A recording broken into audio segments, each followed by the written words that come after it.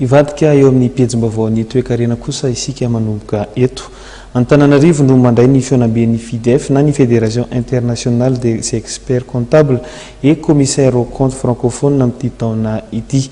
Mandritra ny roa andro aniosy rahampitso no anatanterahana etsy amin'ny hôtel Carlton etsy Anosy izany fionambe izay mifarana amin'ny fanomezana fehi-kevitra tolotra ho andreo filoha ampanjakana. Vitsy anisa satria mbola latsaky ny roanjato ny isan'ny expert comptable eto Madagasikara raha ny fanamariana izay noentiny filohan'ny olavitry ny OECFM. Raha resaka fandrarana nefa noresahana dia mila mahay comptabilité ireo mpandrarà. Raha miteny izany hoe ordre ny Canada zany, ordre ny expert comptable Canada efa 220 000 personnes mahery izy. Zany 220 000 personnes zany eritrereto hoe ohatrany ahoana fetefana zany amin'ny fiarikarena ao anatin'ny firenena anankiray. Voakarakara ny mpandrarà, voakarakara ren'ilay orinasa madinika sy saratsanany ireny amin'izany zavatra izany. Fa tsy sanatria izany ohatra hoe mianjaanja ohatra misy aty amintsika ireo mpandrarà madinika. Misy amin'ny mpandraràntsika inge raha jerevana eto amin'ny tanàna dia izao hoe mahery zareo momba ny vokatra atao. Fa saingy tsy mahery zareo resaka comptabilité. Nefa raha resaka fandrarana mila manana olona mahay ianao, mila olona mahay comptabilité ianao, mba amin'izay no tsara ny atotanisanao dia rehefa mampiseho an'ilay atotanisy ianao ohatra hoe any amin'ny banky na any amin'ny administration fiscale dia mba matoko ireo olona ireo. Ny orinasa rehetra dia tokony mila ny tolotry ny expert comptable izay mba azahoana ny fahatokisan'ny banky na ny sampandraram-panjakana ohatra.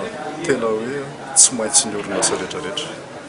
Tsy maintsy ny orinasa rehetrarehetra ohatra ny mitovy amin'ny hoe raha mararitsika ohatra dia tsy maintsy mamonjy dokotera. Izay ohatra. Tsy azo atao zany manao hoe za dia hisafidy tsy hanantona expert comptable nefa ianao mpandrarà. Zay zany aloha tokony anantsika. Mahatonga antsika zany ohatra hoe tsy mandroso, mahatonga antsika ohatra hoe marefarefa ny fiarikarena eraky ny mpandrarà ny antsointsika hoe madinika. Dia tsy dia tena ilay olona mahay anazy loatra no mikarakara ny comptabilité an'ireny sehatra ireny. Ka mahatonga ohatra hoe rehefa mba mamoaka ny antsointsika hoe état financier ireny orinasa madinika ireny dia mampisalasala amin'ny fahamarinana ny zavatra mivoaka avy eo. Dia rehefa mampisalasala ny zavatra mivoaka avy eo raha ohatra raisina ohatra ny banky mandray an'ireny état financier ireny lasa manontany tena izy, lasa ohatra hoe tsy mahatoky izy hoe tena mety ve ty, tena mandroso ve ty orinasa kely ty.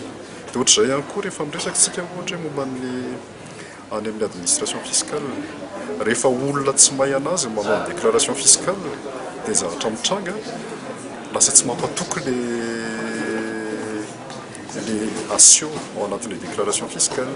Ka manjary rehefa tsy atokisana, rehefa tsy mampatokony ao anatin'ilay déclaration fiscale mahatonga nyreny any amin'ny administration fiscale ireny verimberina matetika manamarina fa tena tsy ohatra tsisy lainga ao anatin'ilay izy.